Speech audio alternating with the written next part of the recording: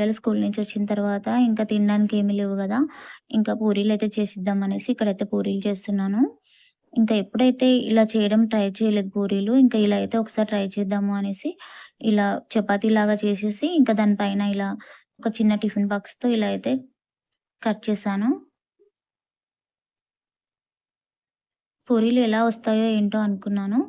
కానీ పర్లేదు బాగానే ఉన్నాయి. కాకపోతే చిన్నగా వచ్చాయి. పూరీలు పొంగుతాయా లేవా అని గూడా అనుకున్నాను. కానీ పూరీలు గూడా పర్లేదు బాగానే పొంగాయి.